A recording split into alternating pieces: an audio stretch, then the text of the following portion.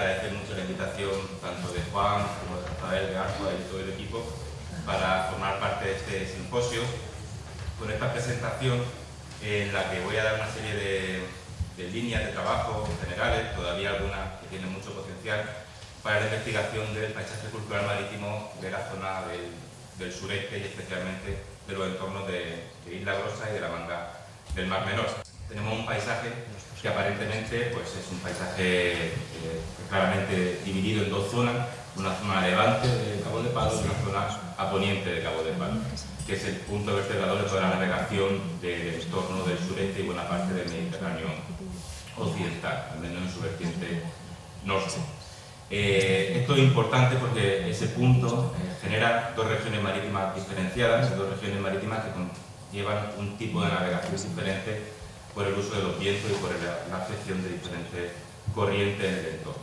Al igual que también son dos costas completamente diferentes. La costa de la Manga del Mar Menor es una costa plana, con apenas puntos de referencia que desde mar sirvan para orientarse, mientras que la costa del sur de la región de Murcia, la costa de toda la zona de la costa de Cartagena hasta Ávila, pasando hacia Almería, como todos sabemos, de una costa caracterizada por las cordilleras penibéticas y tiene muchísima elevación y puntos de referencia. Cuando hablamos de la Manga del Mar Menor nos imaginamos todo esto, ¿no?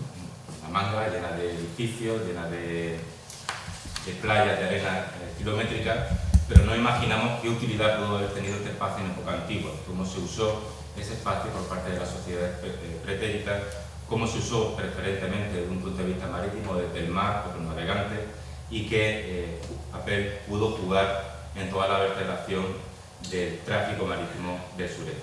Como decimos, todavía, pese a que ya llevamos muchos años avanzados en el conocimiento de la arqueología del sureste, queda muchísimo trabajo pendiente para conocer cómo se ha vertebrado y cómo ha funcionado el paisaje marítimo y el entorno marítimo de esta zona, y la importancia que tiene.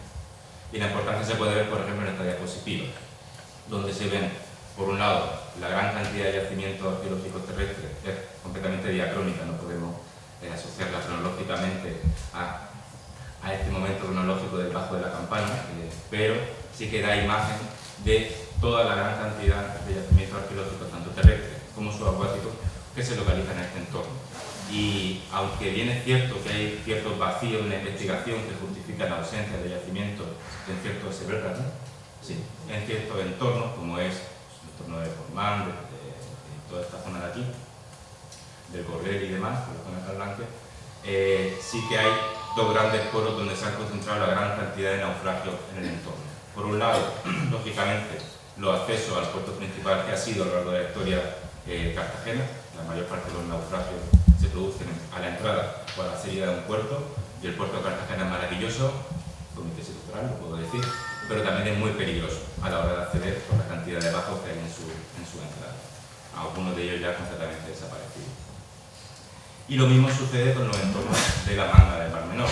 Un espacio aparentemente idílico, de playas de arena, de una línea de costa bastante rectilínea, sin aparentemente muchos arrecifes, y que sin embargo es una auténtica trampa para aquellas embarcaciones que en aquella época derivaban bastante, no tenían un sistema de protección o de mantenimiento de rumbo tan estable como ofrece, por ejemplo, la propulsión a motor, y cuando un viento de levante empuja una embarcación, es conocido por todos que en esta zona casi todas acaban embarrancando en la arena de la Manga.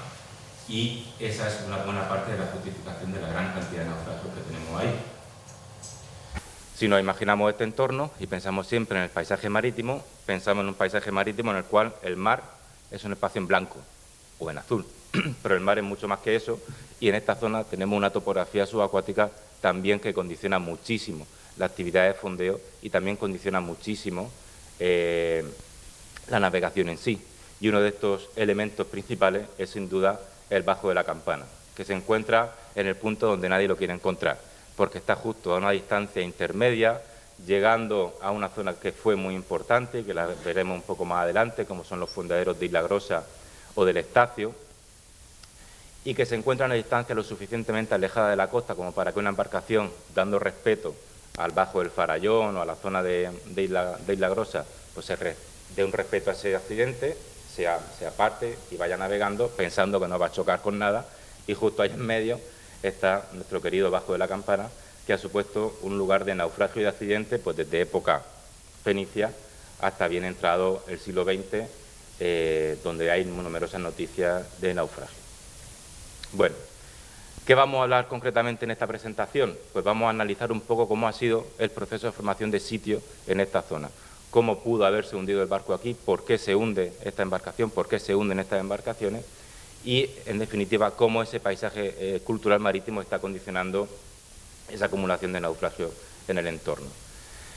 Un entorno, además, que es tremendamente agresivo, porque, como bien se ha dicho antes, es un pecio del cual no conocemos su arquitectura naval. Sí que es cierto que algún elemento en madera salió, pero que no ha dado mucha más información. Y aventurar a trabajar sobre procesos de formación de sitio y navegación en la antigüedad de un yacimiento del cual no conocemos su arquitectura naval puede parecer un poco aventurado, y lo es. Pero también tenemos otro tipo de indicadores que nos ayudan a acercarnos a esa problemática. ¿Cómo lo hacemos? A través de los estudios de paisaje cultural marítimo. Los estudios de paisaje cultural marítimo nos permiten acercarnos a una problemática náutica, una problemática marítima a través de diferentes capas de análisis. El paisaje en general, una sociedad específica, que es la cultura marítima, que tiene unos elementos materiales que la definen y que la identifican, y también hay un componente simbólico fuertemente importante, como esos puntos de referencia para la navegación, ese conocimiento náutico tradicional sobre dónde navegar, cómo aprovechar el viento, cómo no aprovecharlo, que ayudan a comprender cómo fue utilizado ese espacio náutico en época antigua. Estas capas de análisis se pueden descomponer en este tipo de círculos de importancia, por así decirlo, donde tenemos un contexto personal, que es el cual lo vamos a poder analizar a través de los elementos materiales que puedan estar asociados con la vida a bordo, por ejemplo, de una embarcación, un contexto social, qué significan o qué representan estos elementos dentro de la propia embarcación, un contexto territorial, cómo se navegó en ese entorno, qué puntos de fondeo hay, qué puntos de aguada, qué puntos de referencia, y un contexto simbólico. Y es ahí donde se vuelven a reforzar otra vez más cierto hito en el paisaje que dotan de ese simbolismo. Cuando hablamos del mar muchas veces y cuando leemos sobre el mar en época antigua, leemos, no tanto para época fenicia, porque han habido muchísimos investigadores que lo han trabajado muy bien, pero en general para época antigua vemos que se trabaja el mar de una perspectiva desde tierra. Se ve el mar como algo exótico desde tierra, pero no se ve la tierra desde el mar, ¿no? Y este es un poco el reto que se plantea con estos análisis de paisaje cultural marítimo, que es observar el espacio marítimo como un espacio vivido, un espacio antropizado, donde las sociedades se desarrollan y viven en él, no solo de él. ¿Qué fuentes tenemos a nuestra disposición? Pues numerosas fuentes de investigación, principalmente las fuentes arqueológicas, porque somos arqueólogos, pero tenemos muchísimas otras fuentes porque somos historiadores, fuentes literarias, fuentes epigráficas, cartografía histórica, etcétera. La conjunción de todos estos elementos a través de diferentes teorías de análisis, especialmente, como ya he repetido varias veces, la de paisaje cultural marítimo, que fue enunciada por Christian Westerhall en 1992, nos permite relacionar toda esta información y construir un discurso histórico.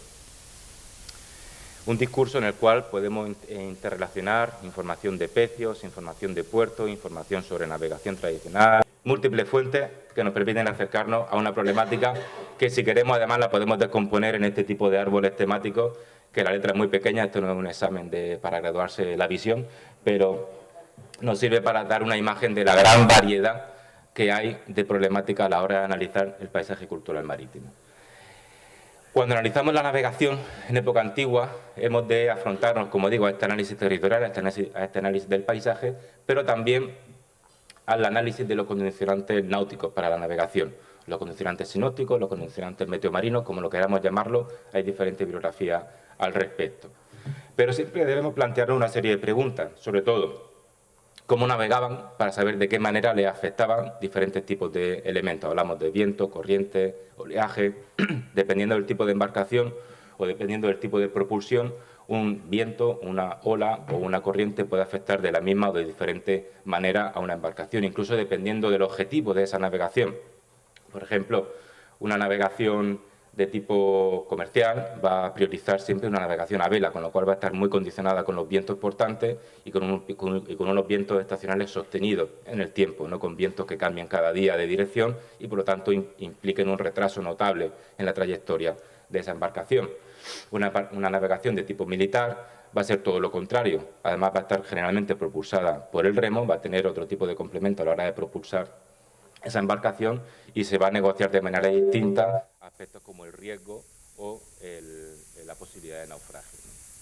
Bueno, estas son reflexiones que tenemos que hacer antes de empezar a trabajar sobre estas cuestiones de procesos de formación de sitio y de paisaje marítimo y navegación en la antigüedad, porque si no podemos llegar a conclusiones erróneas. Y por otro lado, tampoco hemos de olvidarnos de que estamos hablando de dinámicas de tráfico marítimo y sistemas de redistribución o comercio marítimo, ¿no? Que tenemos diferentes teorías sobre ello, de diferentes autores, algunas más clásicas, otras más evolucionadas, que van desde ese comercio costero de navegación de descubrimiento, el comercio empórico, el comercio de redistribución, el comercio de redistribución de puerto principal a puerto secundario, en fin, mucha teoría sobre este tipo de cuestiones que siempre también tenemos que tener en cuenta a la hora de saber qué embarcación estamos analizando, porque no es lo mismo una embarcación de tipo menor que puede estar haciendo una navegación regional, que su objetivo sea ir, y nos ponemos en lo local, de Mazarrón a Cartagena, y volver en el mismo día de Cartagena a Mazarrón, que estará afectada por un tipo de viento y podrá aprovechar, por ejemplo, la dinámica de brisas litorales, vientos de mañana, vientos de tarde, que una embarcación que quiera atravesar toda la costa, por ejemplo, este-sureste, y no tenga necesidad de fondear o de parar en ella. Y estará un poco más separada, requerirá de un viento distinto y requerirá también, y eso dejará un registro arqueológico diferente también en los contextos arqueológicos de fondeadero, que es uno de los elementos principales para seguir estas dinámicas de navegación. A veces tomamos en consideración los naufragios como punto de una ruta comercial, pero un barco difícilmente se hunde donde quiere hundirse. O sea, un barco nunca quiere hundirse para empezar, pero difícilmente se hunde donde estaba navegando. Se hunde alejado por un temporal, por una necesidad de correr un temporal y alejarse de una zona y acaba pues hundiéndose lejos de donde debía estar, ¿no? Y eso es a veces un problema cuando intentamos utilizar naufragios para trazar líneas de navegación. Yo personalmente, en mi estudio, prefiero utilizar esos contextos de fondeadero porque un fondeadero histórico, un espacio de refugio en la costa donde una embarcación puede echar el ancla, pasar una noche, ahí se produce un depósito de material arqueológico, pues uno está comiendo, se le rompe la cazuela, la tira por la borda, limpia un poco la sentina, tira la basura por la borda, el mar el basurero, siempre lo ha sido, y en la antigüedad también, a los arqueólogos nos encantan los basureros, pues un fondeadero es un basurero marítimo y es un fósil director de quién frecuentó ese espacio y cómo lo frecuentó. Y ahí podemos tener tal vez también más información sobre cómo se utilizan esos espacios litorales. Por último, y perdón por esta gran introducción a la problemática, porque si no, a veces es difícil entender algunas de las conclusiones a las que podemos llegar, no debemos de olvidarnos que la navegación se puede descomponer en muchas fases. Está el momento de partida, el recorrido en ese proceso de navegación afectado también por diferentes problemáticas y el momento de llegada. En este caso en concreto nosotros estamos en un momento de navegación, tal vez posiblemente cercano a la llegada a un punto, cercano o no, pero estamos en ese momento intermedio en el que una embarcación ya a partir de un puerto lleva unos días navegando. Esto deja una huella en el registro arqueológico, pero también una huella en el comportamiento de la embarcación y en las necesidades propias de esa navegación. ¿Debía haber fondeado antes para cargar agua o no? ¿Debía haber hecho, por tanto, una aguada? ¿Fondeó en un punto intermedio antes de hundirse en la zona del Bajo de la Campana? ¿A qué distancia están los fondeaderos medios de la zona? ¿Pudo haber fondeado la noche anterior en Mazarrón, por ejemplo? Son preguntas que nos podemos lanzar en ese sentido para comprender qué significa el Bajo de la Campana, mucho más allá de su gran importancia como cargamento comercial. La Manga, el Mar Menor. El Bajo de la Campana lo tenemos fuera de la foto. He intentado buscar una foto aérea en la cual apareciera junto con La Manga y el Mar Menor, pero no lo he conseguido. No sé, Juan, que tiene un archivo fotográfico tremendo, a lo mejor tiene alguna. Aquí tenemos la Isla Grosa, que fue uno de los grandes hitos de referencia para la navegación en el entorno, el Farallón, y un poquito más alejado estaría nuestro querido Bajo de la Campana. El análisis que hemos hecho ha sido siguiendo este protocolo que he comentado anteriormente de paisaje cultural marítimo, pues hemos ido siguiendo esas diferentes capas de análisis, fuentes de archivos, fuentes documentales, cartografía, arqueología y tal. Entonces vamos a ir repasando un poco qué información nos da cada una de estas fuentes. La primera que hemos empezado a trabajar ha sido pues, la cartografía, la etimología y la toponimia de algunos elementos del paisaje litoral para comprobar cuál era su pertenencia a ese, qué rol podían cumplir dentro de ese paisaje cultural marítimo. Sí, como siempre se afirma, pues el Cabo de Palos fue un gran punto de referencia para la navegación, pues sí o no. Su etimología nos permite saberlo, no nos permite saberlo, pues bueno. Cabo de Palos claramente sí que cumple con esa función, tiene además diferentes topónimos en diferentes fuentes antiguas, desde ya como sacralizado como un santuario a Baljamón, o así lo comenta Estrabón.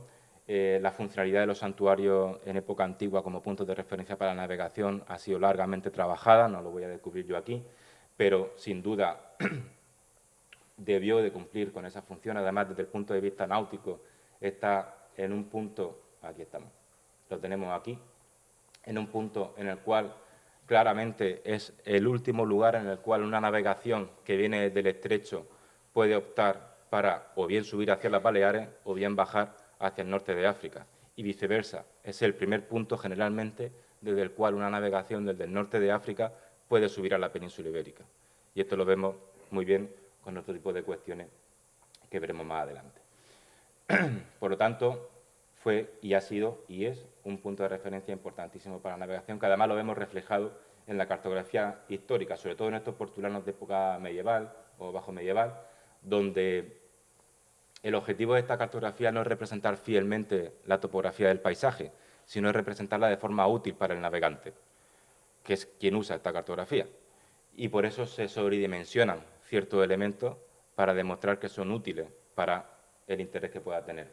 Se sobredimensiona la zona de Cabo de Palos, que sin duda no es tan grande, la podemos comprobar con esta imagen.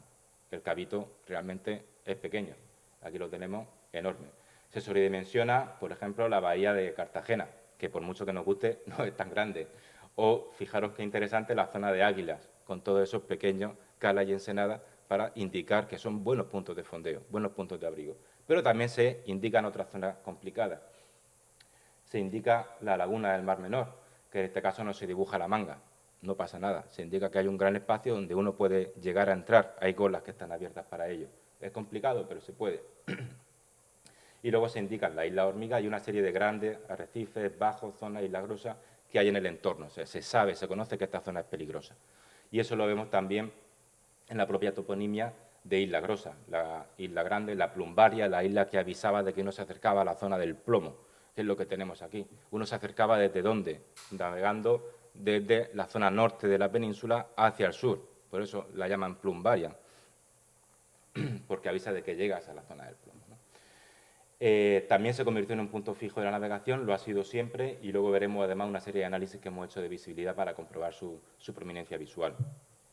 La inmensa Palus, el Mar Menor, otro elemento que también ha funcionado y yo creo que está todavía muy por conocer cuál ha sido su funcionalidad náutica, su funcionalidad marítima a través de la arqueología subacuática. Se han hecho y se hicieron trabajos y quedan muchísimos trabajos todavía por hacer en su interior, en esa agua, que no sabemos si morirán los buceadores, los arqueólogos que se metan o no, pero queda mucho trabajo todavía por hacer ahí dentro. Y por último, dos puntos de gran interés como son el estacio, que es un elemento que aquí lo vamos a ver en esta, otra imagen, que es esta zona de aquí.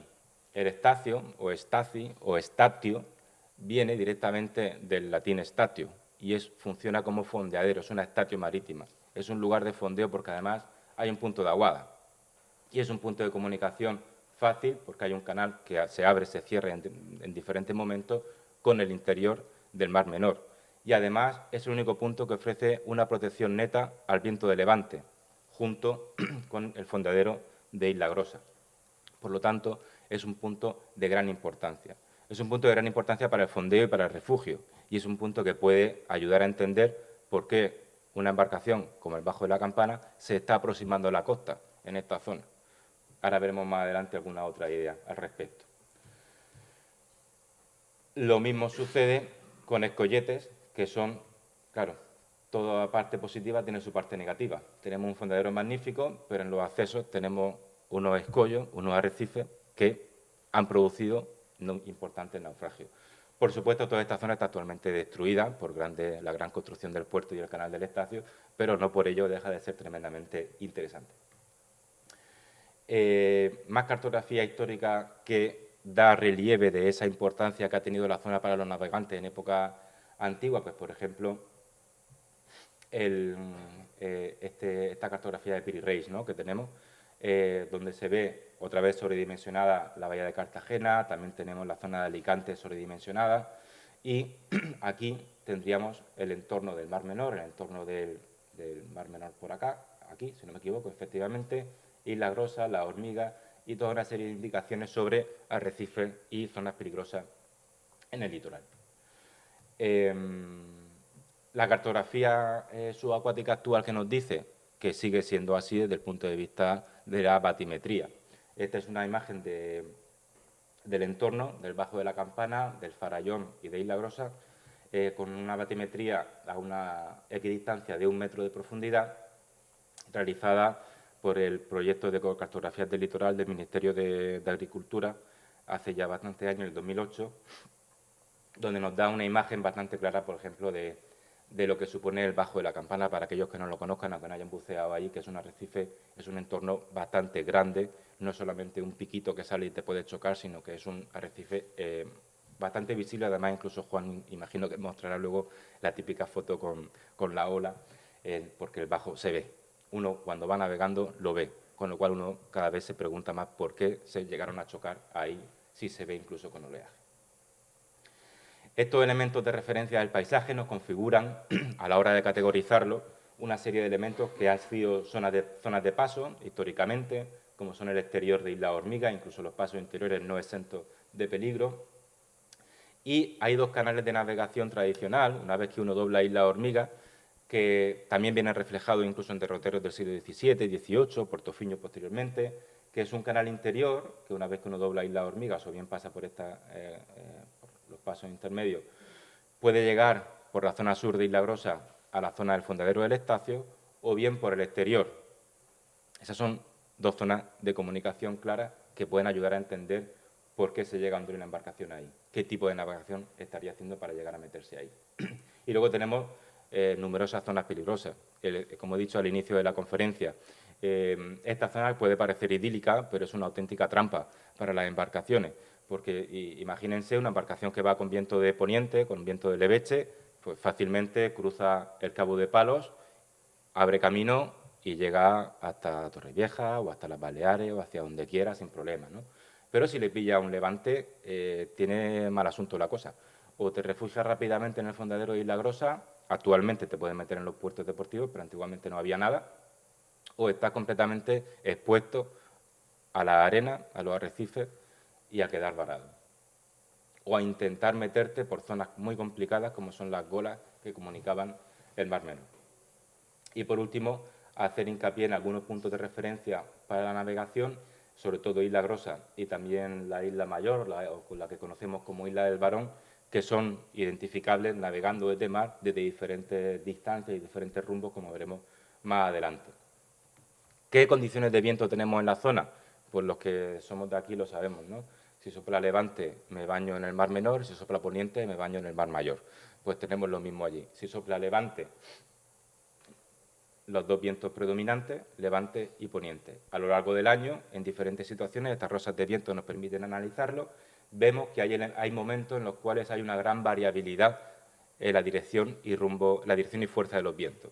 Esos momentos son generalmente final de otoño, invierno, inicio de la primavera, y suelen coincidir con esa gran discusión que hay sobre los conceptos de mare clausum, mare apertum, y que también lo podemos ver incluso en época antigua si ponemos cronológicamente diferentes fuentes, Hesíodo, Vegetius o Apuleius, y cómo nos dicen cada uno de ellos cuál es el periodo de mare apertum, vemos cómo hay una amplitud de ese periodo de mare apertum. ¿Y esto a qué se debe? Vale, estamos hablando tal vez de un periodo cronológico posterior al que nos ocupa, pero no está exento de importancia. Se debe a la progresiva llegada del óptimo climático romano, a la progresiva estabilización del clima. Entonces, hemos de pensar que estas condiciones de navegación o que esta situación atmosférica no ha variado mucho con respecto a época antigua, porque de hecho el óptimo climático romano es muy similar al momento climático que tenemos actual, se sigue navegando, pero lo que cambia son los periodos de viento poco predecible. Es decir, para una navegación comercial uno quiere un viento predecible, uno quiere un viento que diga, pues me va a durar 7 días y sé que si salgo de aquí, llego acá en 7 días. No me voy a tirar 2 semanas fondeado en un sitio, en otro, esperando que me llegue el viento propicio, ¿no? Pues bueno, lo que tenemos en la zona posiblemente sea un periodo mucho más restrictivo de navegación, en el cual los vientos predominantes siempre van a ser levante y poniente, y posiblemente por la zona de hundimiento donde se encuentra el pecio fenicio del Bajo de la Campana, pues debió de ser empujado por un viento tal vez de componente este-sureste. Me entretuve el otro día en coger estos vídeos, que por supuesto no se van a ver. ¿O sí? No, maravilloso. Pues negocio en un pozo. Son una serie de vídeos donde se ve una simulación climática actual del comportamiento de vientos, luego veremos uno de corriente, que no lo vamos a ver, a lo mejor así se ven, denme un segundo.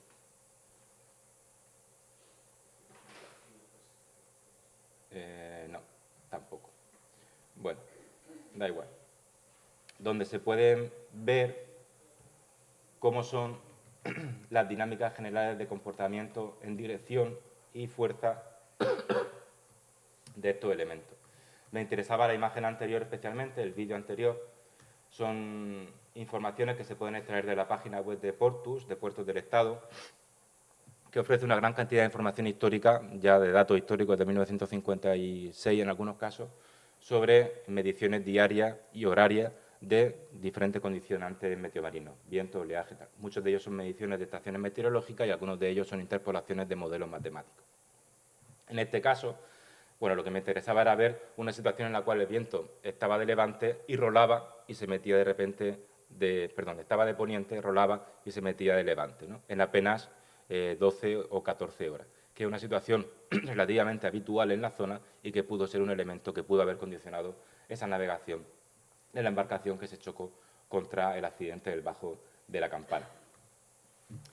A nivel de oleaje, otro elemento que condiciona importantemente la navegación, no tanto porque la imposibilite, sino porque, bueno, una embarcación que va chocando contra una ola se puede frenar, puede ir un poco más despacio, pero sobre todo también porque dependiendo de la altura y la distancia la altura y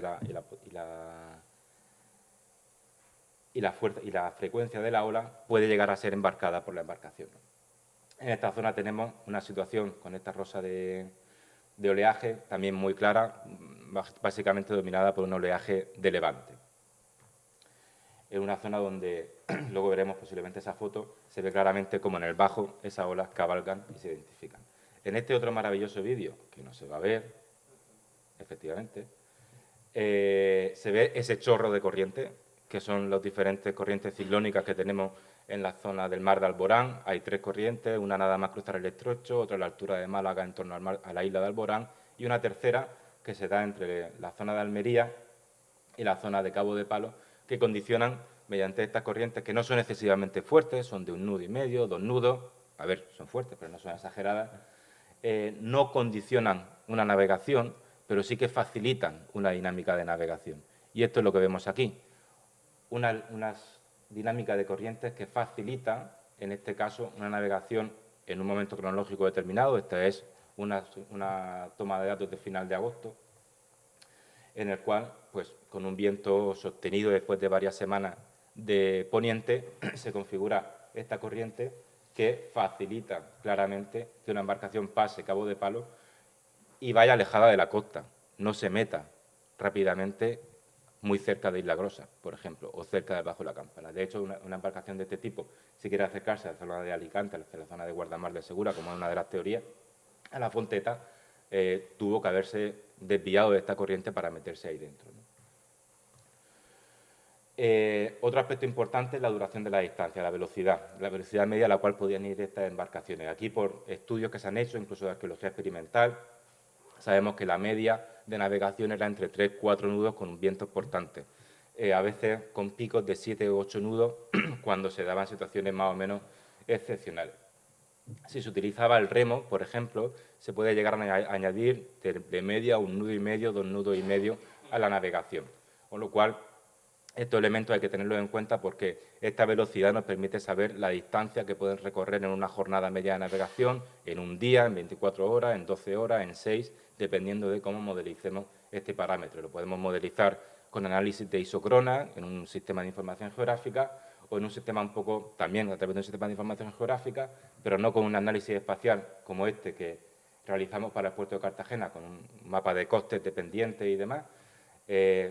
Uno más simple, que el que hemos realizado para aquí, que intenta relacionar a nivel general cuánto tiempo tardo yo o a qué distancia en horas de navegación está el Bajo de la Campana con respecto a una serie de puertos o situaciones o fondeaderos principales de época, periodo fenicio, ¿no?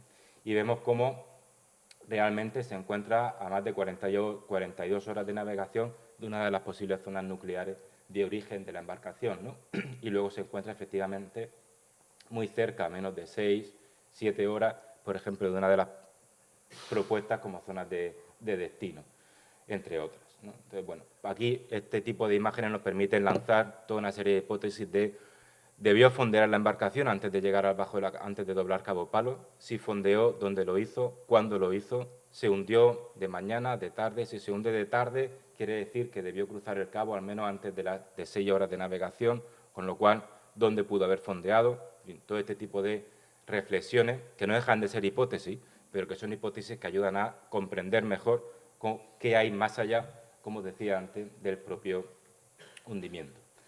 A nivel de elementos de visibilidad, elementos de referencia para la navegación, es importante trabajarlos para saber cómo estos ayudaron a configurar esos puntos de referencia que hicieron que una embarcación de este tipo se acercara o no a la costa. Y en este sentido, hicimos hace ya tiempo un análisis de visibilidad de diferentes hitos del paisaje cultural marítimo de la zona del sureste, donde tenemos, por ejemplo, el caso de Isla Grosa o el caso de Cabo de Palos, que son elementos visibles a gran distancia, pero con no muy buena calidad de visión, pasados más allá de los 20 o 25 kilómetros de distancia. De hecho, este tipo de análisis, que es un análisis de visibilidad difusa o fuzzy viewsheet, como se conoce en la bibliografía en inglés, permite parametrizar la visibilidad de una manera mucho más cercana a cómo es la visibilidad o cómo se podía analizar la visibilidad en época para la navegación. No sé si alguna vez han consultado bibliografía sobre estas cuestiones, pero cuando uno hace un análisis de visibilidad, generalmente tiene un resultado de se ve, no se ve. Es un resultado binario, sí o no. Este tipo de resultados nos permiten saber qué probabilidad hay realmente de ver algo o no. Porque estamos trabajando, al fin y al cabo, con datos teóricos, es mejor tener una probabilidad que no una certeza. Y en ese caso, pues, por ejemplo, para Isla Grosa, sabemos que en el 70% de las ocasiones es identificable la isla a casi 40 kilómetros, 50 kilómetros de distancia, lo cual es un indicador muy positivo de su importancia como punto vertebrador de la navegación en el entorno. De hecho, seguro que muchos han navegado por esta zona y cuando uno va bajando de la zona de Torrevieja hacia acá o cruza el Cabo de Palo, uno de los elementos que más tardan en desaparecer en el horizonte o que más pronto aparecen es Isla Grosa, precisamente. Luego tenemos otros puntos cuya prominencia visual es mucho más pequeña, como el propio Cabo de Palo, que apenas sí se ve, es muy bajito. Por eso la necesidad de tener un santuario o un faro para que se pueda ver. Y otros elementos también como el farallón, que tampoco se ve. Aquí estamos hablando además de visibilidades que se han calculado en condiciones óptimas de visión. Si a esto hemos de añadir un posible temporal o una zona de un momento en el cual hay un deterioro de la contaminación ambiental y, por tanto, de la visibilidad, pues se pueden reducir notablemente estos resultados. Y, por último, la información arqueológica. Conocemos el Bajo de la Campana 1, luego nos van a hablar del 2 y 3, pero es que hay mucho más en el entorno, hay muchísimo más. Lo hemos trabajado en el año 14, el año 15, y Juan lo viene trabajando toda la vida, y sabemos que hay muchísimo más. Este accidente ha producido naufragios de diferentes cronologías y en diferentes momentos históricos. Entonces, no es solamente una cosa de embarcaciones que van con viento de levante y se pueden chocar, es que aquí tenemos naufragios en la cara norte del Bajo, que precisamente sería con ese viento, por ejemplo, un viento del norte, un viento que te va bajando y que es muy cómodo de llevar, ¿no? O en la zona más protegida, si pudiéramos considerarla, ¿no? Entonces, bueno, La información arqueológica aquí nos aporta muchísimo detalle sobre la gran cantidad y la importancia que tuvo este punto, que fue una auténtica trampa difícil de identificar. Por último, podemos poner también en relación la información que nos da el conocimiento náutico del uso del espacio del sureste. En este caso, conocemos de manera general una serie de fondeaderos principales, de estaciones marítimas, de fondeaderos secundarios, de puerto principal ya en época antigua, en época romana y en época púnica, como fue el de Cartago Nova, o de Cartagena, que configuró todo y vertebró todo este sistema portuario, todo este sistema náutico. ¿Cómo fue en época fenicia? No lo sabemos. Es una línea de trabajo muy interesante que está todavía por desarrollar, porque apenas si se ha trabajado realmente material o se han trabajado de forma sistemática los fondeaderos de la costa del sureste, no solamente entendiendo los de la zona de Murcia, sino también los de la zona de Alicante y la zona de Almería, porque yo sigo defendiendo que existe una región geohistórica, que es el sureste de la península ibérica, desde el Bronce, una región que tiene unos condicionantes claramente vinculados con el mar y con la navegación y con su facilidad de comunicación con el norte de África. Y en ese sentido queda todavía mucho trabajo que hacer ahí, porque, como decía antes, por ejemplo, trabajando el fondeadero de Isla Grosa, sabemos no solamente por los materiales que hay aquí históricos en Arcua, sino por otros trabajos que también hicimos con Juan Pinedo en el año 2014, que sigue habiendo muchísimo material que nos habla de esa frecuentación histórica y de esa utilización de ese espacio de fondeo. Y colocando todos estos materiales en estas típicas gráficas de dispersión y frecuentación de un espacio náutico, de un fondeadero, sabemos qué momentos son cronológicos, tienen picos de frecuentación, de dónde proceden esos materiales y, por tanto, de dónde pudieron proceder esas embarcaciones o esos navegantes que realizaban ese comercio allí. Si esto lo extrapolamos a toda la costa de la región de Murcia, como hemos hecho, por ejemplo, para época antigua, no para época fenicia, pues tenemos una gran cantidad de información que nos permite articular, comprender cómo se articulaba este sistema marítimo, este sistema de navegación. Esto es algo que todavía tenemos pendiente que trabajar para época fenicia, para esos primeros momentos de la navegación. Estamos en un sitio privilegiado, la región de Murcia, con unas costas y unos materiales arqueológicos de primer orden. El pecio del Bajo de la Campana es uno de ellos, los pecios de época fenicia de Mazarrón, como se ha indicado anteriormente, y todo el material, que también ha trabajado Dani también mucho allí, del fondeadero y de los dragados de Mazarrón, son impresionantes. Y aquí hay mucho trabajo todavía pendiente que hacer. Lanzaba esta pregunta. ¿El uso de la costa en el periodo fenicio está todavía ahí? Se han hecho también mucho trabajo por parte de la Universidad de Murcia, la profesora Milagros Rosala, sobre factoría, en la zona también de Mazarrón, pero queda todavía mucho trabajo pendiente. Como conclusiones, no sé si voy bien de tiempo, sí, ¿no? Como conclusiones, pues bueno, claramente el hundimiento del Bajo de la Campana se debe a un accidente náutico, el hundimiento del pecio fenicio, no del Bajo en sí. Se debe a un accidente náutico, como ya es conocido por todos, no estoy descubriendo la pólvora, posiblemente en una navegación de sur hacia norte, en base a los elementos que hemos estado viendo, empujado por un viento fuerte de sur-suroeste, y el barco o la embarcación posiblemente estaba buscando un refugio hacia la zona de Isla Grosa o hacia la zona del Estacio. Si no, no se entiende por qué intentaba acercarse tanto en ese momento, cuando, lógicamente, cuanto más se acercara a la costa, más iba a acabar atrapada esa embarcación o esa flotilla de embarcaciones en las arenas de la manga del Mar Menor. Como digo, está demasiado cerca de la costa para navegar hasta Guardamar. Lo hemos visto antes, por ejemplo, en una imagen, que creo que no me he detenido lo suficiente, pero... claro, porque era con estas imágenes. Pero aquí vemos que la dinámica de corriente general y luego la de viento indican que una embarcación que quiera acercarse a la estación se aleja, o sea, tiene una navegación más directa, nada más cruzar Cabo de Palos, enfila de forma directa y puede llegar. La única justificación para que se acerque a costa es que no había buena visibilidad y necesitaba acercarse para poder coger esos puntos de referencia que necesitaba, o que la empujó el viento de manera accidental, derivó demasiado y llegó a chocarse con el Bajo de la Campana. El pecio se encuentra a más de 4 jornadas de navegación de un posible puerto de origen y posiblemente a más de 2 días de navegación, y posiblemente debió de enfrentar más de 2 días de navegación sin tocar tierra. Quedan, por supuesto, muchas preguntas por responder, procesos de dispersión de carga, análisis intrasite, como hemos podido hacer en otros yacimientos, que en este caso, dada la calidad de la documentación de trabajo de campo que se tiene para el Bajo de la Campana, también sería interesante poder hacer esos análisis de dispersión dentro de la topografía del sitio, que podrían dar más información sobre esos procesos de formación del sitio y de cómo pudo haberse volteado, ¿no?, la embarcación y demás.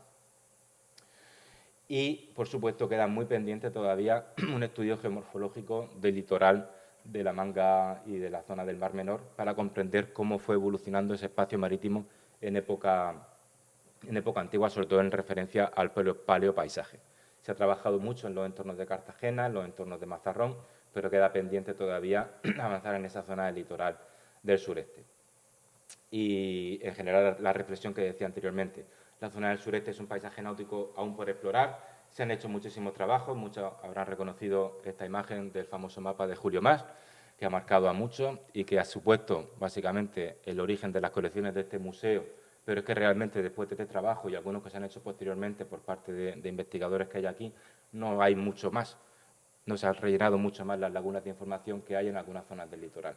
Por lo tanto, queda todavía mucho trabajo que hacer y este hito, que supone el Bajo de la Campana como un pecio de importancia a nivel mundial para la investigación sobre cultura y navegación en el periodo fenicio, es solamente un hito, pero queda muchísimo más por conocer, sobre todo este paisaje de navegación, podemos decir, de periodo fenicio en el sureste de la península ibérica.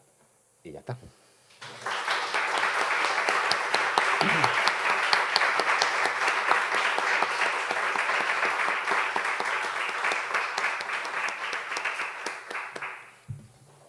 Muchas gracias, Felipe, por esta valiosísima contribución en la que, además, ofreces esta visión multidisciplinar del contexto en el que se produjo en su momento el hundimiento del pecio del Bajo de la Campana.